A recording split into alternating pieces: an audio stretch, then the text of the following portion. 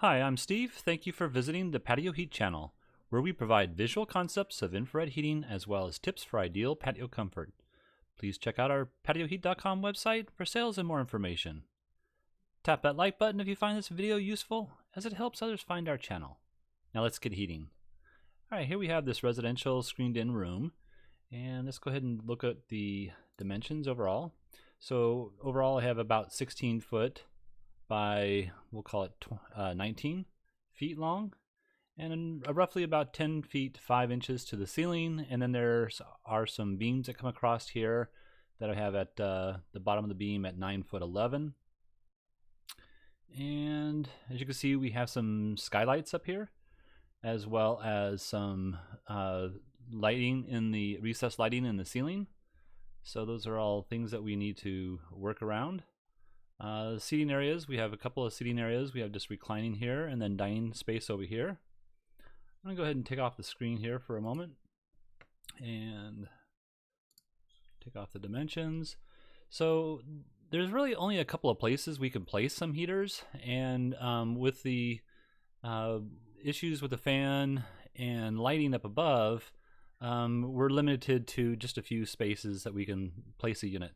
So what I came up with is just to attach on the bottom of these beams going across 4 of the CD5024. So those are 5,000 watt 240 volt dual element units. They're approximately 39 inches in length. Require 6 inches of clearance from the top to the bottom. I can see here I have this a little bit off. Let me just go ahead and fix that real quick here. Sorry about that. And I'm going to move these down approximately, let's just go 2 more inches. There we go. Sorry about that. All right. So yeah, there was 6 inches of clearance above the heaters. And if I would go ahead and put the clearance above on, you'll see that this is the 6 inches of clearance. I'm actually probably still down, maybe need to come down another ½ inch here. But we need 6 inches of clearance all the way around the heater itself.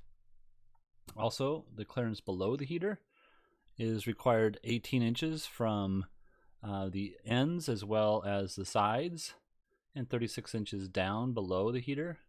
So you can see with this application we meet this. This is a 5 foot diameter fan in the middle, and if it's a little bit smaller in diameter, then we could move these heaters in slightly if we choose to. However, the seating arrangement anyways is on the outside edge over here, and then mostly on the left side over here for the dining space. So I think this would be just fine as far as the placement. I'm gonna go ahead and turn off those clearances, and let's look at the footprint of heat with these 4 units. Now you can see there's a lot of crossover right here, so that might be a little bit warm at times, and you may want to have this on a control system, meaning that you can control the system from 100% on to 1% on, and or at minimum use a duplex switch, so you can turn one bulb on, one bulb off. So that would be, 2,500 watts versus 5,000 watts. And that would give you a lot of adjustability for especially this center area here.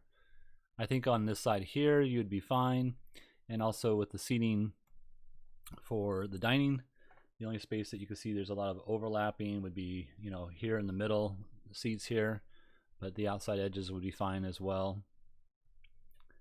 And let's see if this is actually placed in the center of the room. If it's off-centered, let's just say we move this seating over slightly. Let me grab a hold of it real quick, and we'll just move it, let's just say 24 inches over, so it's more to this external wall here. You can see that possibly one unit would be okay. It wouldn't be 100%, but it would be pretty decent for that space. And I think that's about it. So again, just to let you know how I measured this out, let's go ahead with the dimensions here again. You can see that I have the center spacing of each one of these beams at 5 foot and 3/4 of an inch. And then I have these at roughly 10 foot 6, 10 foot 7, center to center on the heaters. Typically I'd probably like to place them a little bit closer, maybe just 9 feet center to center. You know, we do have some overlapping here, and I think that would be fine for this particular application, just because of the fact that the seating is really pushed out to the the ends here.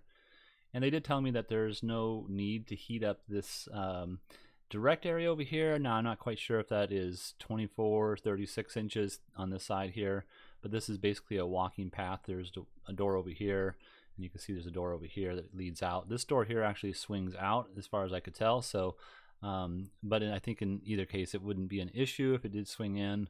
You know, we need to make sure we meet that clearance below the heater, so that this door cannot swing into this clearance area right here shown. All right, well, I hope this has helped. If you're looking for some assistance with your outdoor heating application and you would like us to review your plans, please send your information to designs@patioheat.com. I'm Steve. Thank you very much for watching. Have a great day.